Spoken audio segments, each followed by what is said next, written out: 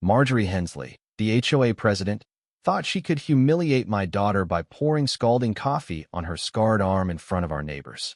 She didn't expect me to fight back.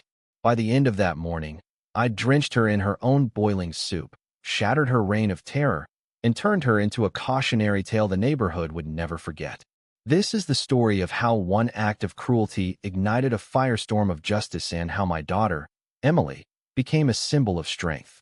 It was a warm June morning in our suburban enclave of Maple Grove, a place where manicured lawns and picket fences hid simmering resentments. Emily, my 8-year-old, had survived a horrific accident 2 years prior. A pot of boiling pasta water tipped over, leaving her left arm etched with scars that no cream could erase. She'd endured months in the burn unit, her small body trembling through nights of pain I couldn't shield her from. Now, she hid her arm under long sleeves, even in summer, her eyes scanning rooms for judgment before it landed. That morning, I convinced her to attend the HOA's community breakfast, hoping a plate of pancakes might coax a smile.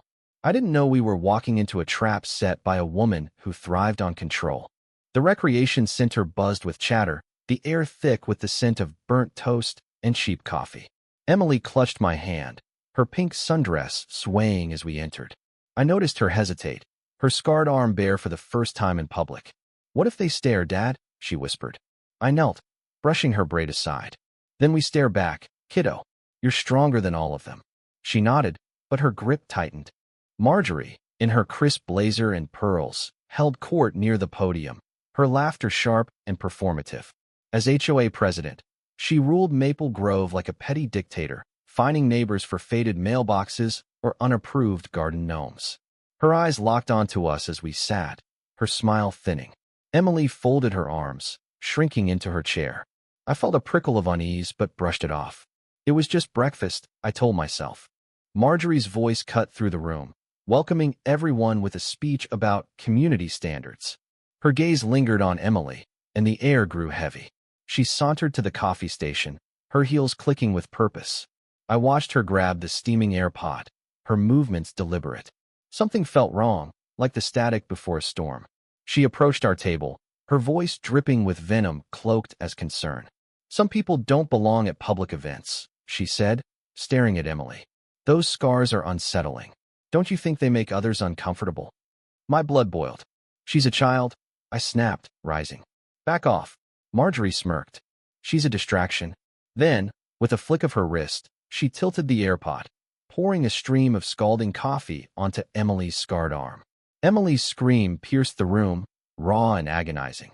Her skin blistered instantly, the tender flesh reddening. I lunged, knocking the table aside, plates crashing to the floor. "Call an ambulance," I shouted, pressing napkins to Emily's arm. No one moved. They stared, frozen, as Marjorie stood there, smug. "Oops," she cooed, turning to walk away. Rage consumed me. I saw Emily's tear-streaked face, her small body shaking, and something snapped. "You're not walking away," I growled. Marjorie turned, feigning boredom. "Excuse me." I closed the distance, grabbing her wrist. "Say her name." She spat. "Emily," her eyes wide with sudden fear. Too late. With a surge of fury, I yanked her backward, slamming her into the glass-topped table at the room's center. It cracked under her weight, cups and paper scattering. Gasps rippled through the crowd, but no one intervened. Marjorie groaned, dazed, trying to rise. I towered over her. "You hurt my daughter, and you thought there'd be no consequences?" She sneered, clutching her pearls. "I'm the HOA president." "Not anymore," I said, my voice low. I dragged her across the linoleum to the refreshment table, her heels scraping uselessly. The crowd parted, some filming, others whispering.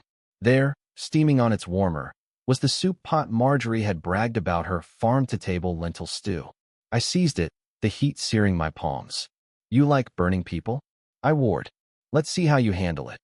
I upended the pot over her head. Scalding broth and lentils poured down, soaking her hair, her blazer, her face. She screamed, thrashing, her mascara streaking like black tears. The room erupted gasps, cheers, phones raised. I pressed her face into the table, smearing the stew across her cheek. "Smile for the cameras," I snarled. A kid nearby muttered, "It's going viral." Marjorie sobbed, her arrogance shattered. I stepped back, trembling with adrenaline, and looked at Emily. Her pain stopped me from going further. I turned to Marjorie, dripping and defeated. You'll remember this, burn the one that ruined your name. The room shifted. Neighbors who'd cowered under Marjorie's rule found their voices. She fined me for my son's wheelchair ramp, one said. She threatened to evict me over my dog's barking, another added. An elderly man, leaning on a cane, stood. She called my war medals tacky. She's no leader, bully. The crowd rose, a wave of defiance. Even Marjorie's loyal cronies, Ellen and Diane, stood, their faces grim. Marjorie's power crumbled as a teen shouted, "Soup Storm's trending. 3 million views." Police arrived, alerted by the viral footage. "Ma'am," an officer said to Marjorie, "you're under arrest for assault on a minor." The crowd cheered as she was led away, still dripping soup. Marjorie's arrest was only the beginning. The HOA unraveled as neighbors exposed years of her abuse. 3 board members resigned on social media that night. My lawyer filed a civil suit, followed by class action filings. Within weeks, the HOA dissolved, its sign torn down. In its place rose the Emily Center, a haven for kids of all backgrounds, built where Marjorie once held court. Emily cut the ribbon, her scarred arm uncovered, her smile radiant. A mural inside showed her arm glowing like gold, surrounded by silhouettes of laughing children. The words below read, "You are more than what hurt you." 6 months later, I sat in a packed courthouse for Marjorie's trial. She stood in a beige jumpsuit, her once pristine appearance gone. Her lawyer argued she'd suffered enough public humiliation, job loss, a viral nickname. The soup tyrant. I stood. My daughter endured second-degree burns because Marjorie couldn't stand her scars. She attacked a child with pride, then played victim. Marjorie scoffed, muttering about that scarred girl. The courtroom gasped. The judge's gavel slammed. "Enough," he said. "Your cruelty was calculated. You're sentenced to 1 year in jail, plus 120 hours of community service at the Emily Center." Marjorie shrieked, "I won't clean up after kids." Guards dragged her out, her screams fading. Months later, I saw her again, scrubbing the center's sidewalk in an orange vest, her pride long gone. She looked up, then away, silent. I whispered, "Justice," and walked on. Emily thrived. She painted with other kids, her laughter filling the center. One day, a girl asked about her scars. "Did it hurt?" Emily nodded. "Yeah, but it made me brave." Marjorie's legacy died, replaced by Emily's strength. The soup tyrant became a warning. Cruelty burns itself out when faced with courage. Some scars fade, but others like trust broken by a bully linger. Emily taught me that differences aren't weaknesses, they're power. Marjorie lost everything because her hate turned on her. I can't erase what she did, but I can ensure Emily never feels small again. Neither should any child. What do you think? Was my response to Marjorie's cruelty justified, or did I go too far? Have you faced injustice or seen someone bullied for being different? Share your thoughts in the comments. Take a stand.